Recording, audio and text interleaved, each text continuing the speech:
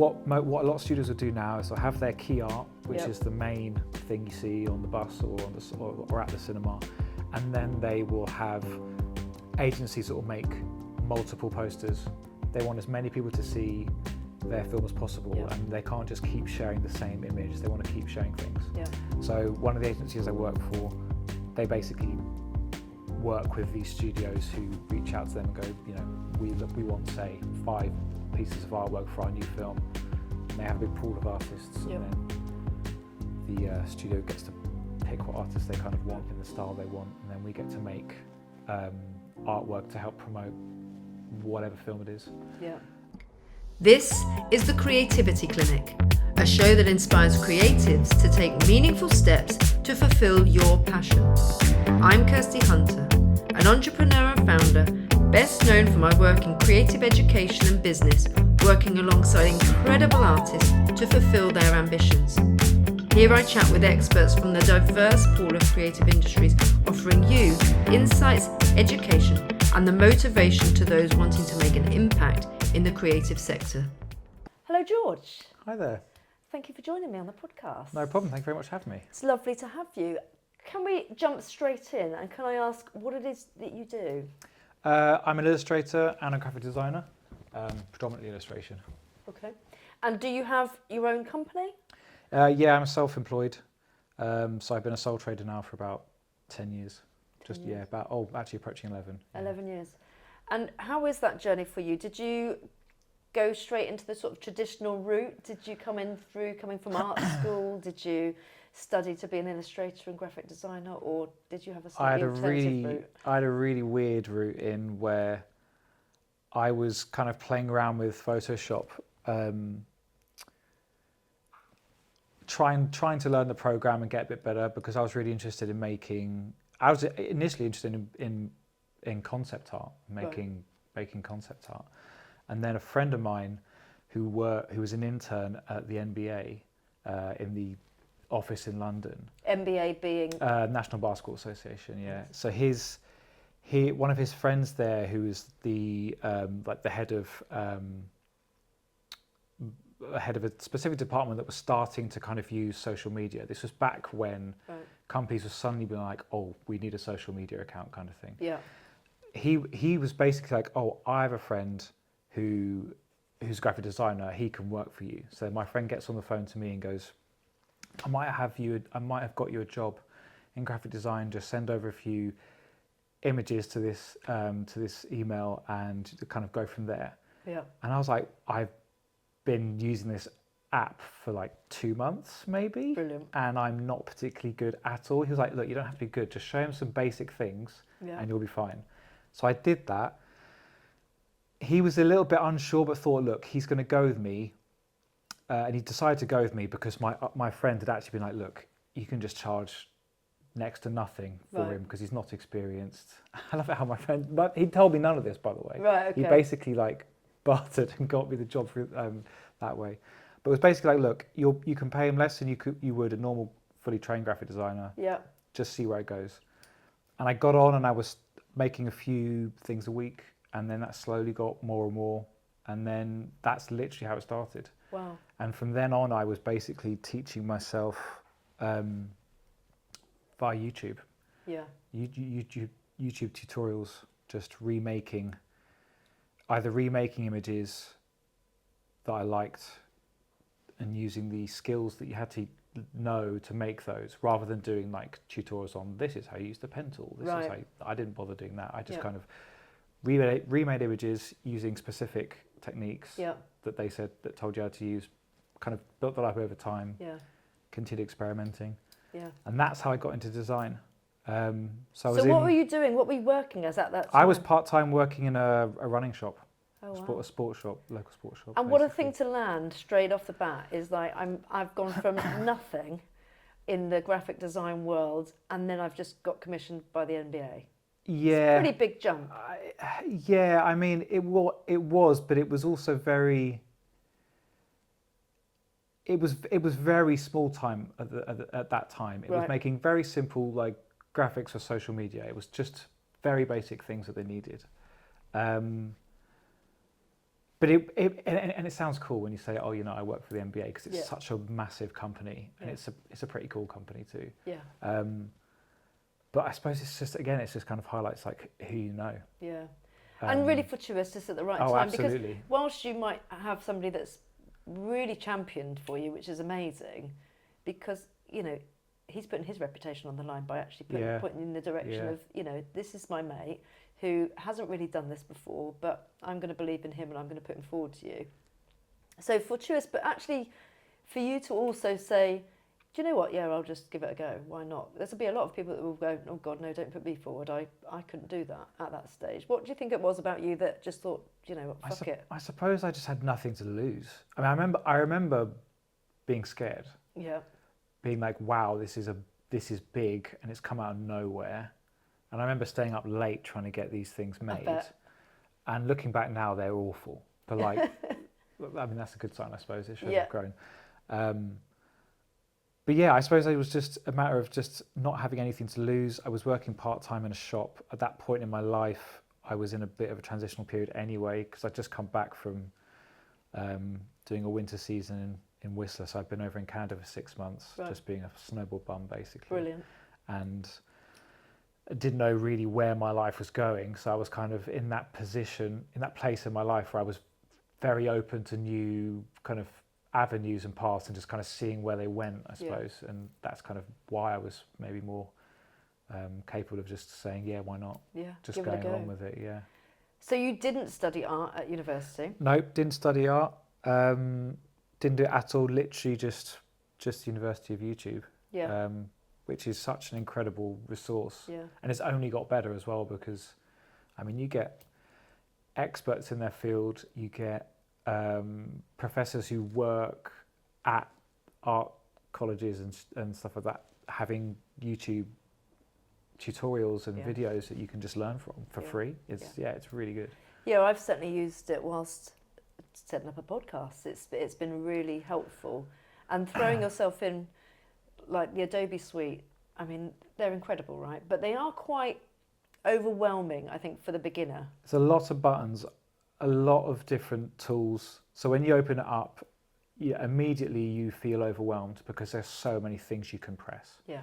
But then once you know what you don't like, there are loads of things I don't know what they do, or don't know how they do it, or I don't know how to use absolutely every single aspect of it. I just know the things I need to know, how to make the things I want to make.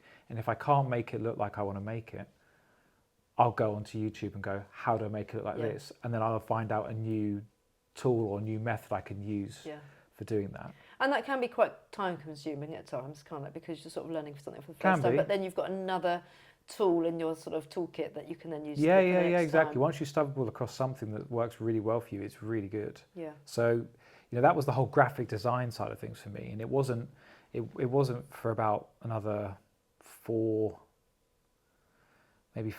years that I started going, you know what, I actually want to start illustrating too. I want to start drawing digitally.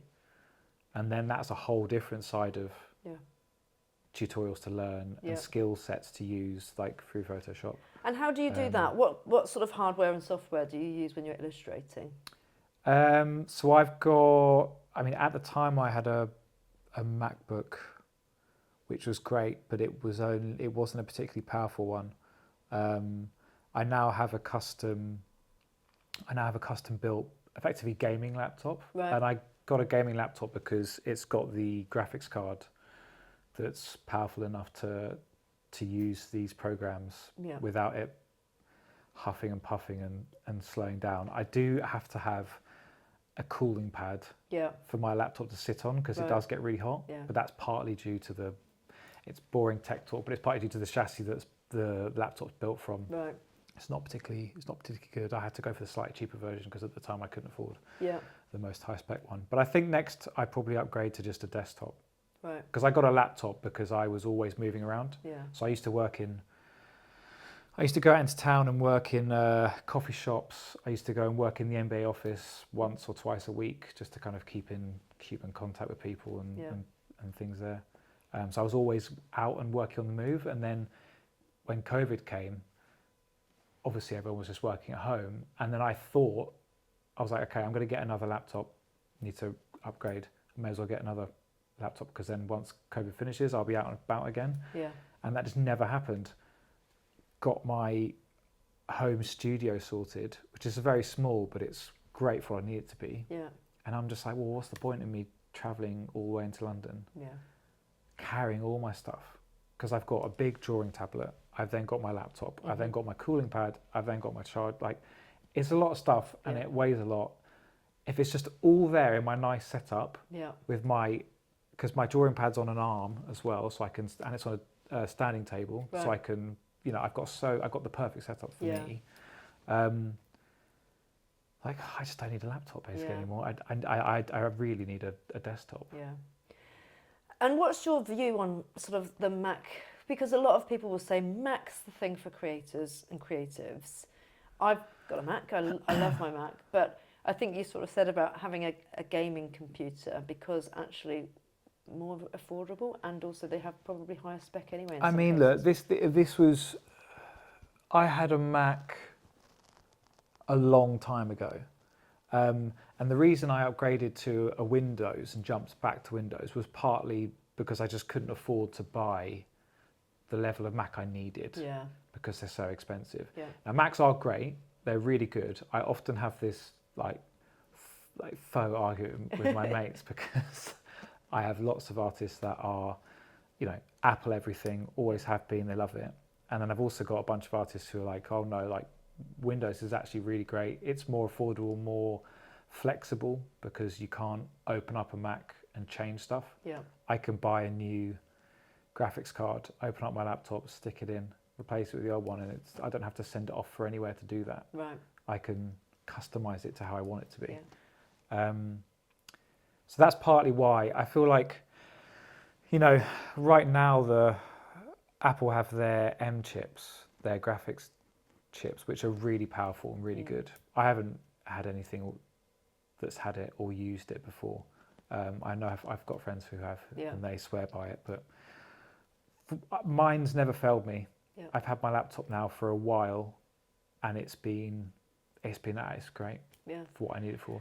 So somebody who was starting out in the industry and wanted to I was told the reason I got a Mac to start off with is because people were saying you need a Mac if you want to be a graphic designer, and you just don't. Yeah. You don't need to be. So what software would you then be able to put on? Would you need the Adobe Suite?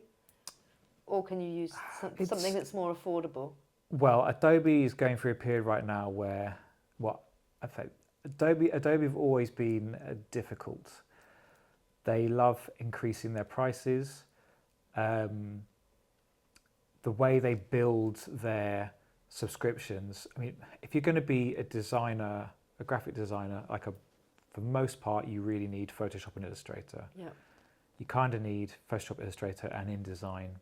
But most people, they might not need InDesign, but Illustrator and Photoshop are kind of two core programs. Yeah.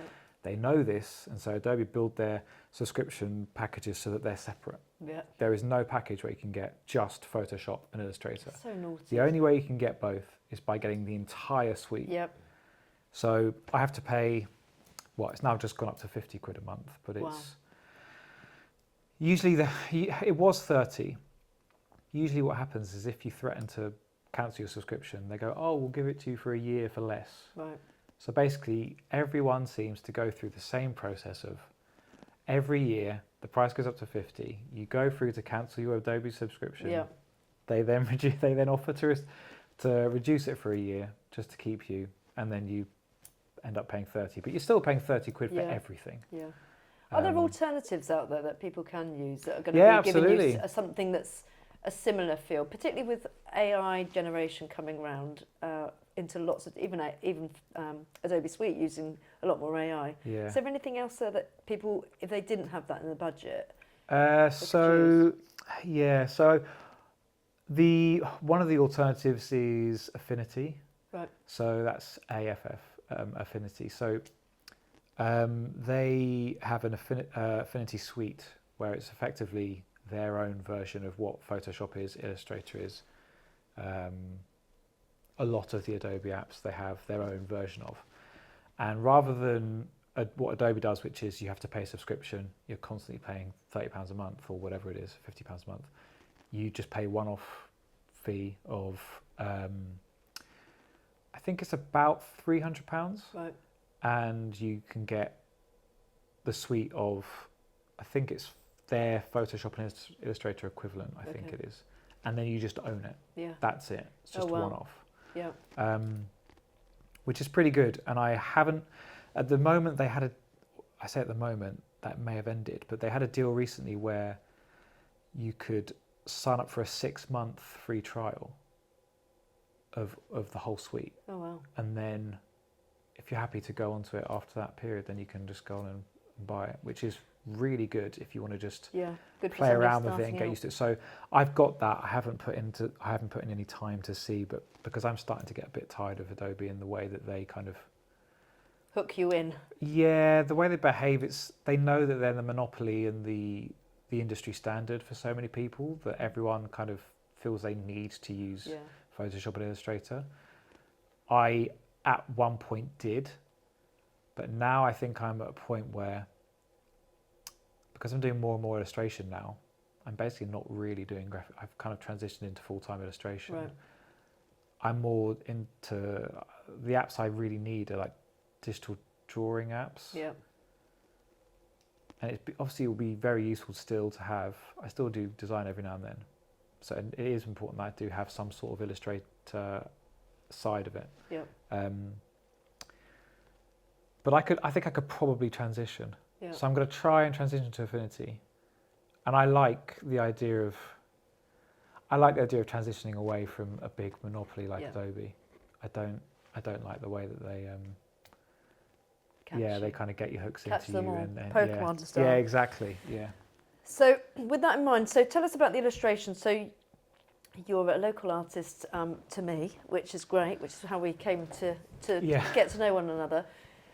Tell me about the illustration that you do, and where do you sell your products that you make? So the illustration I mainly work on is pop culture illustration. So it's illustration around films, comic books, TV shows, that sort of stuff, and that could be in the form of alternative movie posters. It could be posters that are used to advertise a film, in addition to the actual main poster that you see used for it. So say, I don't know what's out at the moment. Wicked's about to come. They've got a million posters. Yeah. So what a lot of studios will do now is they'll have their key art, which is the main thing you see on the bus or or at the cinema, and then they will have agencies that will make multiple posters, because it's just about they want as many people to see their film as possible, and they can't just keep sharing the same image. They want to keep sharing things. Yeah. So one of the agencies I work for, they basically work with these studios who reach out to them and go, we want, say, 5 pieces of artwork for our new film, and they have a big pool of artists, and then the studio gets to pick what artists they kind of want in the style they want, and then we get to make artwork to help promote whatever film it is. Yeah. So there's that side of it, and then there'll just be this stuff I like to do on the side, because I want to start moving to comic books a bit more. Right. So I've made some.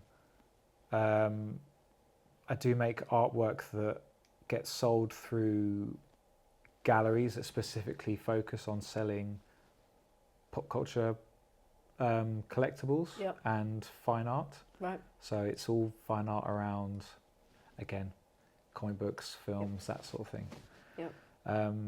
So yeah, in the UK and in America, there's probably only a handful of these online galleries that do it. Yeah. And then there's the even niche aspect of that, which is the movie posters side of it, which the AMP space, basically, which is the alternative movie poster space. Right.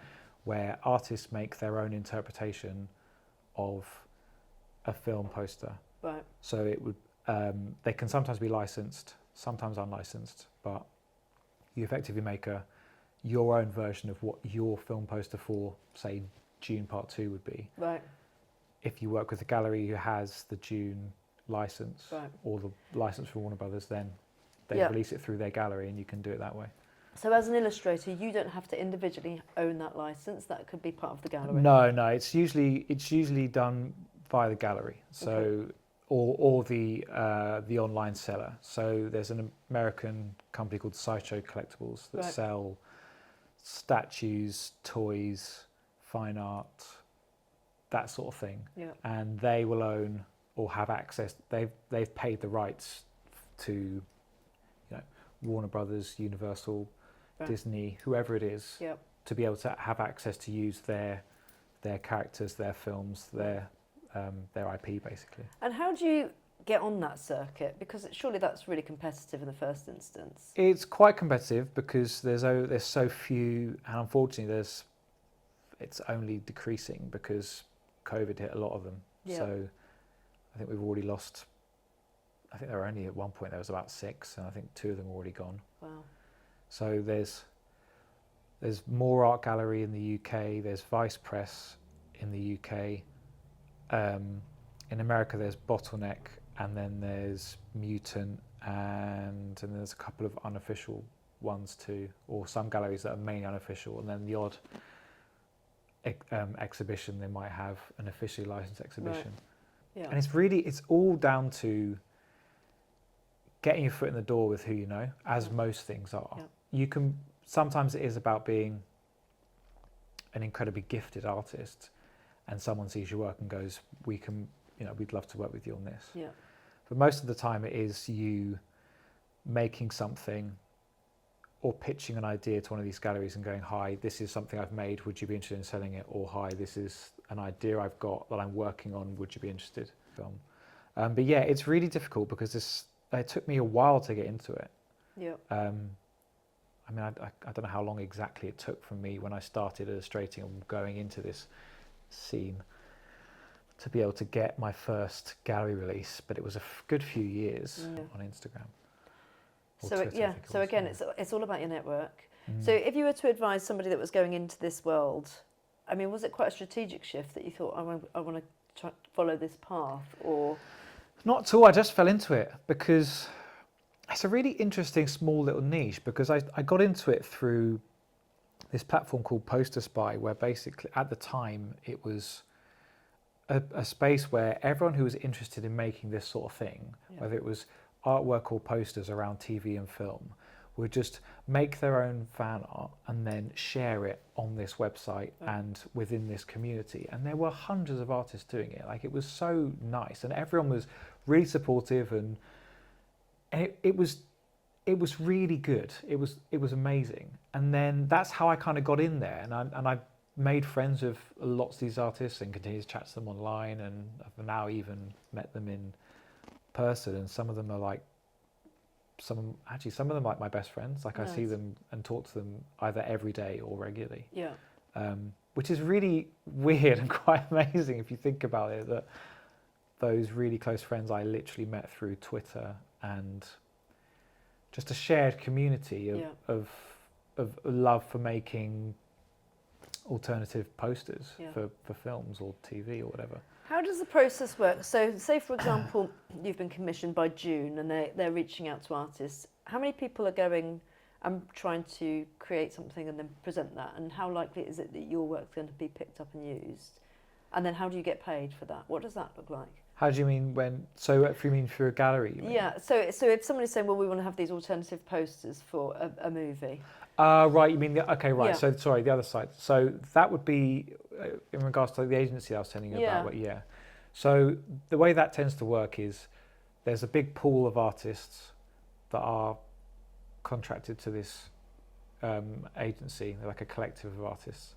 And then the studio will basically go to people that run it and go, hey, we've got a new film coming out, it's June, and we want to have 5 or 7 or whatever pieces of work it is, and then they will give, either they'll ask for specific artists that they like, or they'll go, can you submit us 10 artists to pick from, or 20 artists to pick from that we can have a look at and so they'll give them our portfolios effectively, and then they go through, Right. and then what they'll pick who they want, and then I think the way it happens is the studio pays the collective, and then everyone who's working, the artists that get picked, they get an equal share of it. Right. Okay. So you're not having to create almost a template rough draft of that piece of work. They're just looking at your portfolio first of all and selecting it. No, it's then that the creative process starts, where usually it's 3 rounds, depending massively on their end. Right. So usually it's you make a whip first, rough idea of what it will look like. Great if that gets signed, or you might make, say, 3 of them, Right. and then they go, right, work on that one. Yeah. And then you start working on that one, and that's the collective that say that rather than the studio? No, that's a studio. Okay. From then onwards, you're working with a studio. Right. But then what tends to happen is you work with someone who's in like the creative department, and then once you get past the rough stage and onto like the second round where you're working with it more, they might show it to their seniors, or their seniors might then show it to a board of producers or whatever, Right. including maybe the director that's working on the film. Yeah. And they might go, oh no, we don't want, we don't like that, can you change it? Yeah. Or weeks in, because usually it's a fairly short turnaround of a couple of weeks. It might be that week in they go, oh, we've just changed direction of how we're marketing this film, so we're now leaning away from making it too scary. We want to have it a bit more of like a family-friendly kind of scary vibe. Yeah. And that might mean that you've got to basically shift completely. Yeah. So unfortunately, that's just the design process when it comes to working with big companies. There are so many people involved, so much red tape.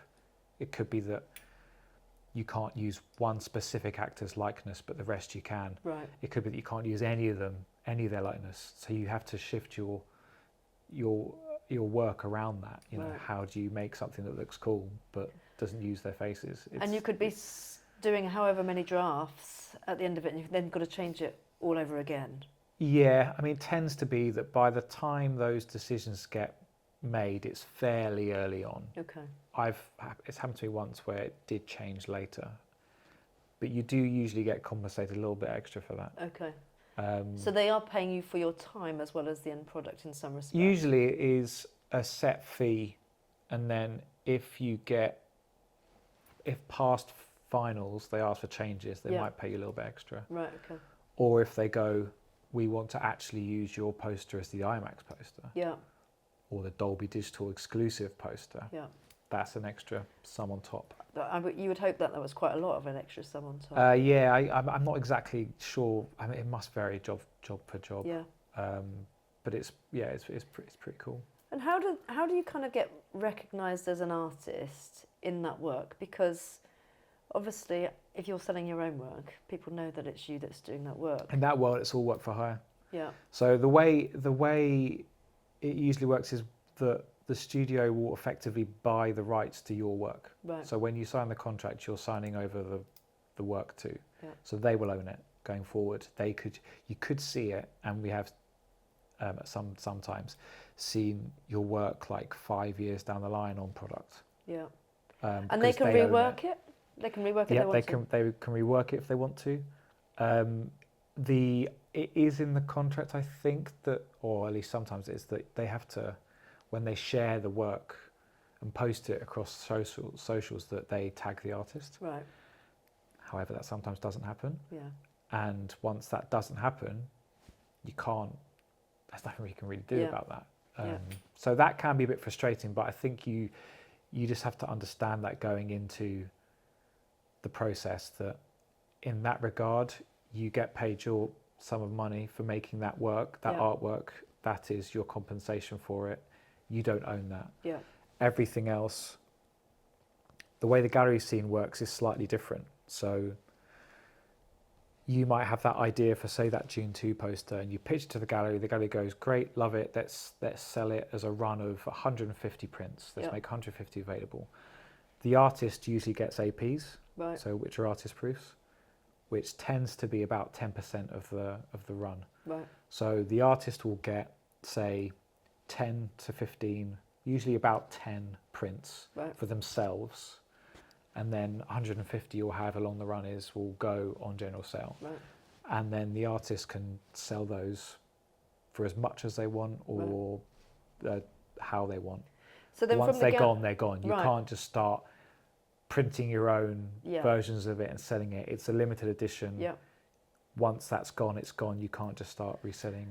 So your 10 that you've got as an artist, you can sell for whatever you want. But if I went to the gallery and I bought one from the gallery, what do you receive as an artist? You get a cut. So most galleries is 50-50. But when you're working with these galleries that have to pay a license fee, you have to lose some of that money to help pay for that license. So it tends to be about 30-70. That tends to be about 30% the artist takes. So then as a freelancer, how does that work in terms of, so you might have lots of pieces of work in lots of galleries all over the country or the world potentially. Is this almost like a royalty that comes with it? So we've sold 10 of your prints from this gallery at this point. How does it drip back into your bank account?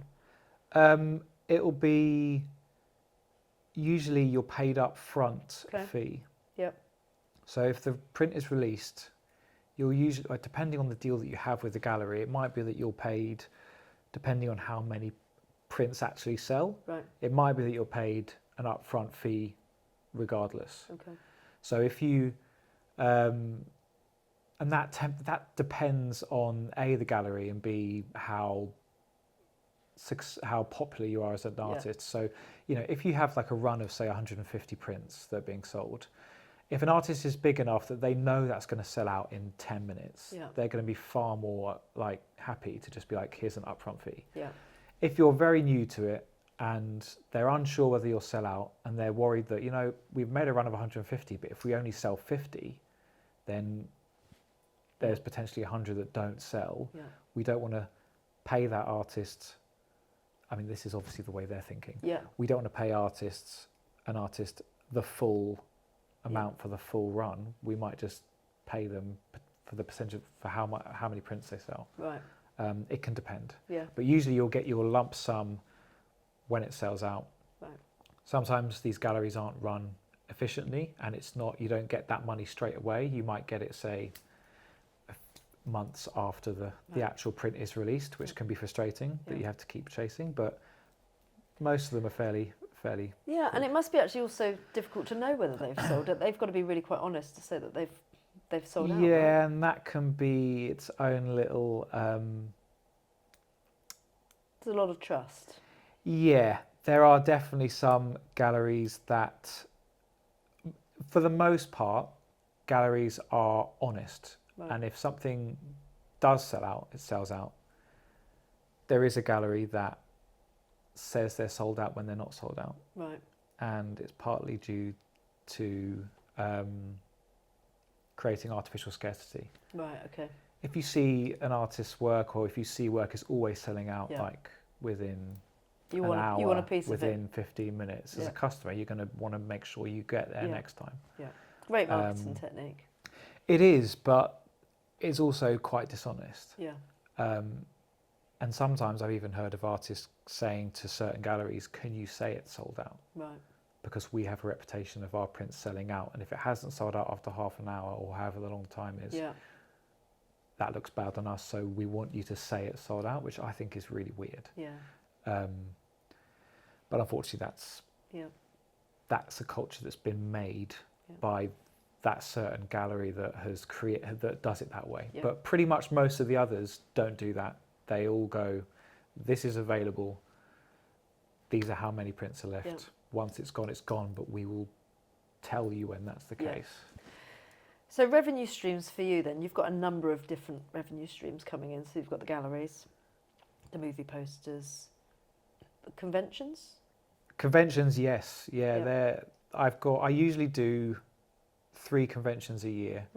So there's the big one that, there's 2. So there's MCM Comic Con, which happens at the London XL, and that happens twice a year, once in May and once in October. And then Thought Bubble, which is up in Harrogate, which is the second week of November. Right.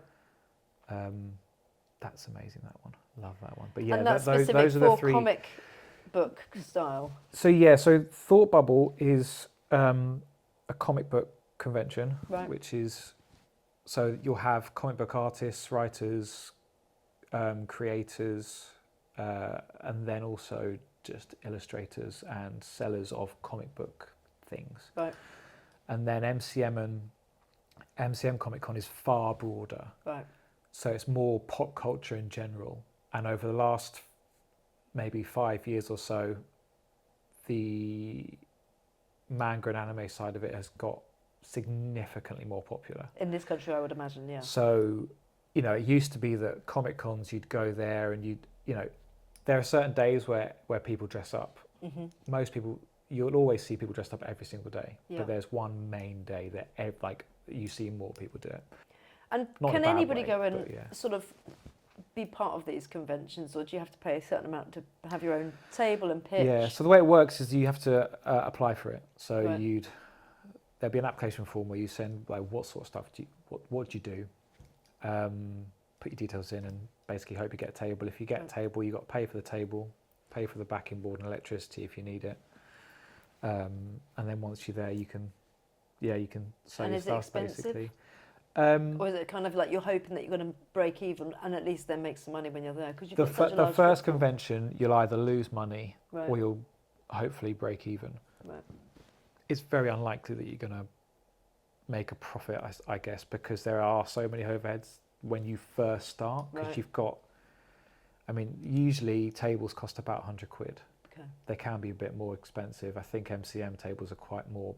I think they're a bit more expensive, but because when I sell at Comic Con, it's under the collective of artists that I'm a part of, Right. called the Poster Posse. So they cover that cost for us, which Okay. is quite good because we also do other events like workshops and panel talks and stuff like that. Right. Okay. A Thought Bubble, it's just me under my own Yep. artist name of Royalston. So that one, I cover all costs. So it'll be the cost of the table. And then the first time, say you're doing a convention for the first time, you've got to buy some sort of way of putting your artwork on the backing board, Yeah. or your own banner. You've got to have a tablecloth. You got to get all your prints or all your little mini prints or stickers or badges or patches or whatever it is you want to sell. Yeah. You got to figure out how you're going to display them, and usually you have to buy a little display, either stands or Yeah. whatever it is. Or frames, I'm guessing. Yeah, you have to figure out so much, and so it's really difficult to make a profit the first time around. But having said that, usually from the second one, third one Yeah. onwards, you can start making profit because you've bought. In my case, I bought a bunch of prints. I didn't sell them all Yep. at the convention, which just means they just roll over. Yeah. So it's nice going into the next one knowing, right, I've got no costs. Yeah.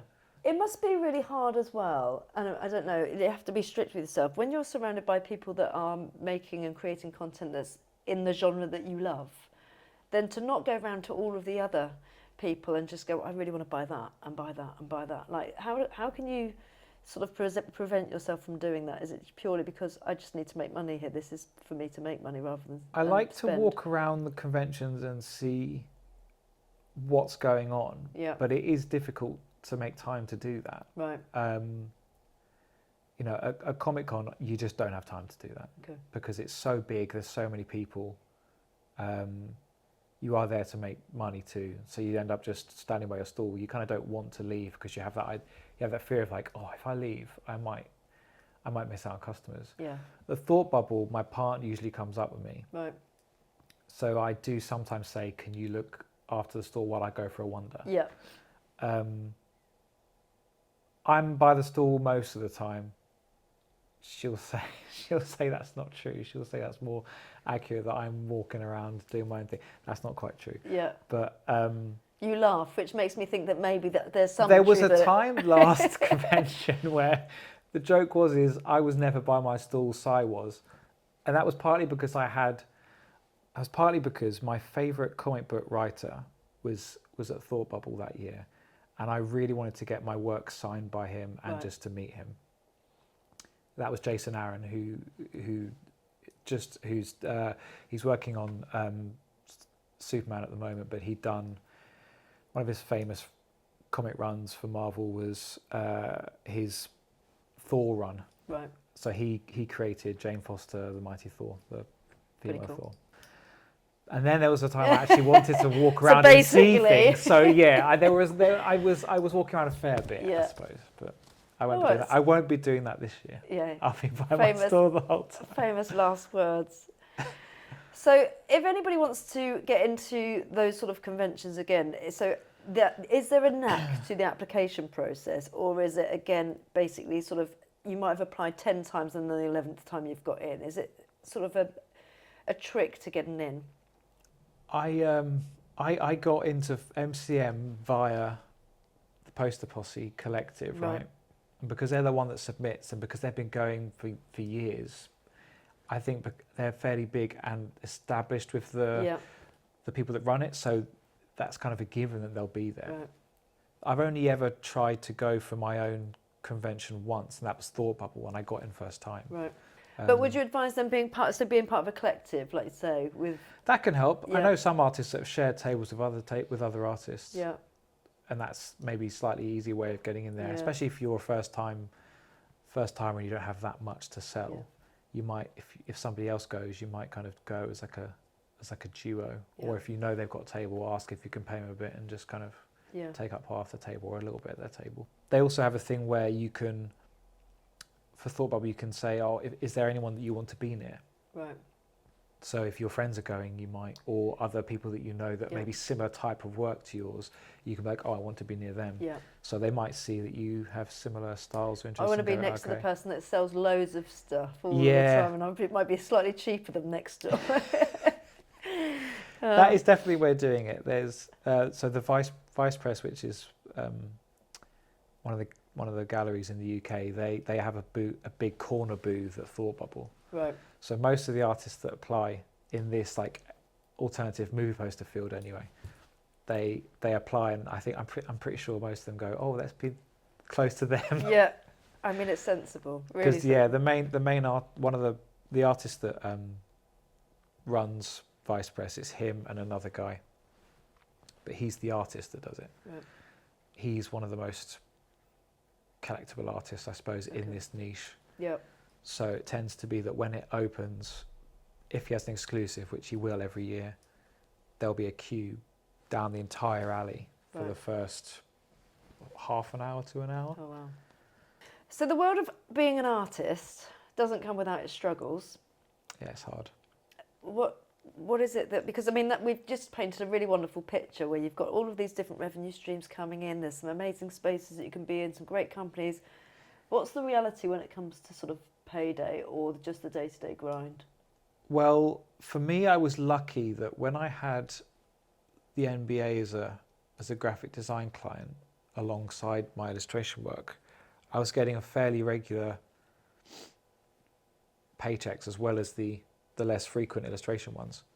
Now I've sidestepped into, after 10 years working at the NBA, which was amazing, I thought, look, I'm going to try my hand at just being full-time illustration. Now I've seen it across the last year that it's a lot harder, especially the climate for the creative industry right now too. Yeah. Paychecks are not regular. You have constant battles with yourself, trying to persuade yourself that you're good enough, or that things will get better, or the opportunities will come, that you have to keep kind of motivating yourself to work and to try and find new avenues of work. Yeah.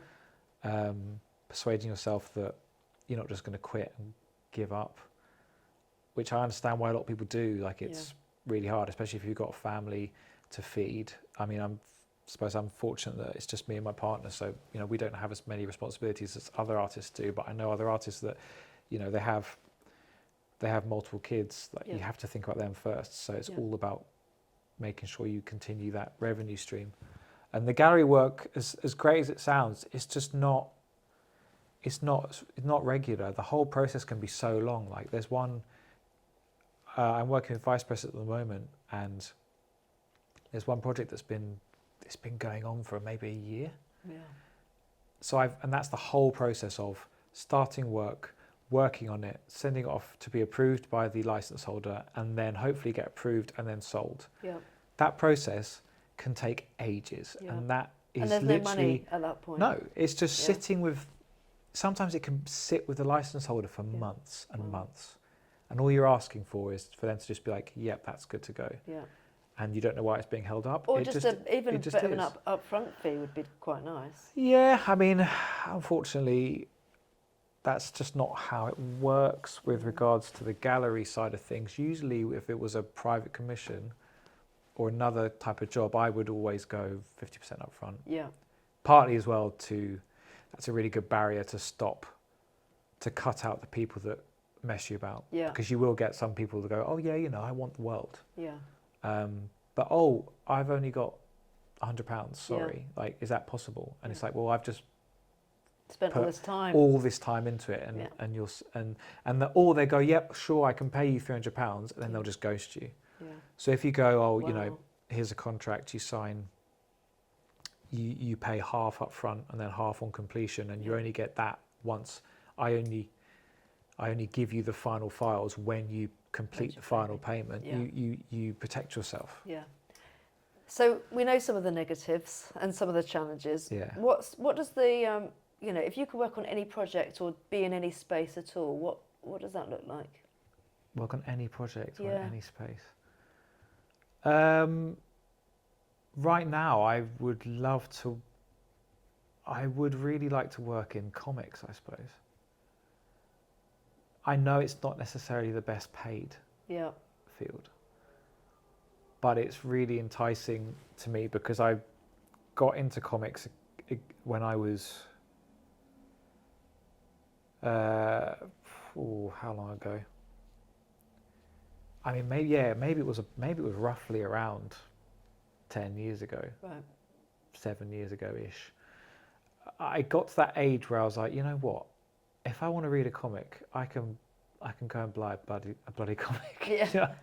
I'm not afraid to go and buy one and read one. Because back at school, especially when I was a kid, if you read comics, you were a nerd, and nerds weren't popular. You got beaten up. Yeah. Like now geeks rule inherited all the the earth. rage.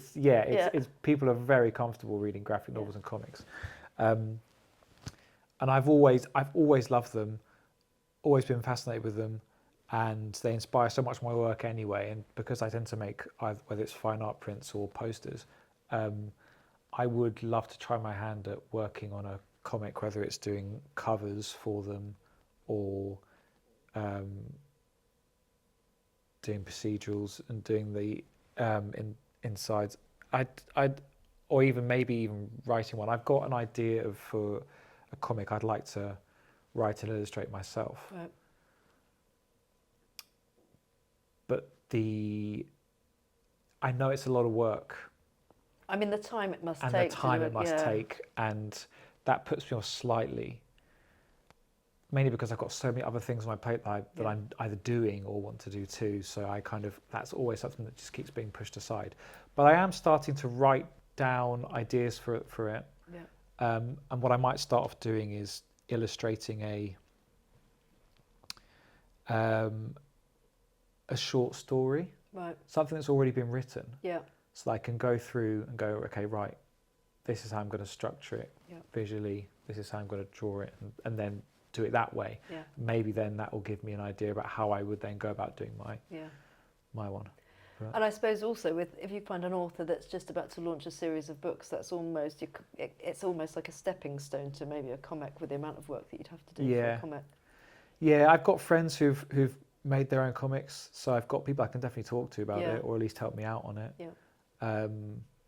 I also like the idea of collaborating as well, because I work alone quite a lot, and I don't really get to collaborate much with other artists. So maybe working with another artist on it would be quite fun. Yeah.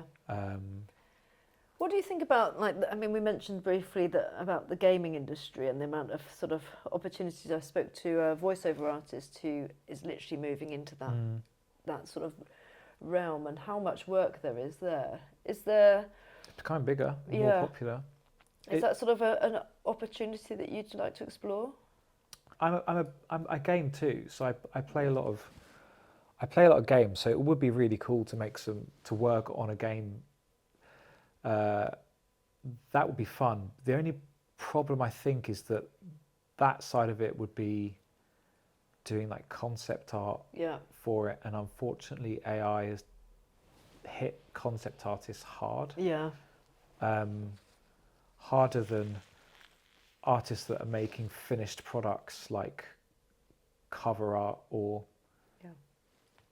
comic art, like the actual for the pages, whether it's pencils and inks or whatever. Concept art is tough. That's been hit hard by AI. So, and that's something I don't really want to. I'm not interested in using AI.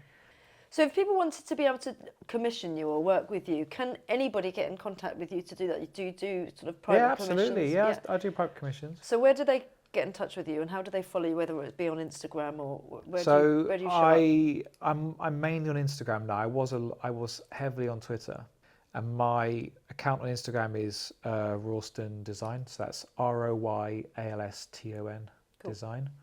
So yeah, that's where you can contact me on Instagram. You can DM me there. But if you're going to be private, if you want a private commission, you can either email me through my website, which is royalstondesign.com, or you can email me directly at royalston.design@gmail.com. Fab. Well, we'll write it all in the show notes. Yeah, for any private commission that you want, I can talk to you about that and see where that goes. And certainly go out and check George's work out, because it is really impressive. I really like it, and there are some local commissions I've seen that I think are brilliant. But there's also some of the bigger stuff that you've done, whether it be the NBA that you can look at, and some of the movie posts that you've seen. So definitely check it out. I always ask at the very end if anybody that is sat in that chair, whether they've got any recommendations for people, whether it be something creative that they can throw themselves into that they might not normally do. Well, I touched on Thought Bubble because that's where I'm one of the conventions I'm showing at. I would recommend anyone to go there. It's just for me. It's like. It's like the most homely, welcoming, lovely convention ever. Like Comic-Con is quite corporate, and there's lots of people and lots of like, there's a bit of a corporate sheen over it, but this one feels way more, it's all basically run by artists. It's geared, they really take care about making sure it's accessible for everyone. Yeah. There's such a wide array of different artists in there and types of artists, and it's just brilliant. It really is. I remember going up there as a guest for the first time and just being like, wow, I really want to come back here and exhibit, because it's just such a nice place. Brilliant. To be. And that's in Harrogate, you said? That's in Harrogate. Not only a really nice town, but just the people you're just surrounded by, everyone's just happy to be there and is interested in the same things. Yeah. And it's a nice sized one too. It's not overwhelmingly big like Comic-Con can be. You know, you can sometimes get like 10,000 people at Comic-Con. Yeah. That's a lot of people. This is just really nice, and it's just great. And so they do that once a year? They do that once a year, usually first or second week of November. Right. If there was anywhere else that people wanted to catch you at in the coming months? But I'm hoping to be at the Free the Gallery space in Crystal Palace at some point soon. Yeah. That'll be fun, especially because I can sell I've got some Crystal Palace based artwork in particular that I think that's been quite popular locally. That would be quite good to get to some fresh eyes and new eyes. So it'd be good to sell that there. Yeah.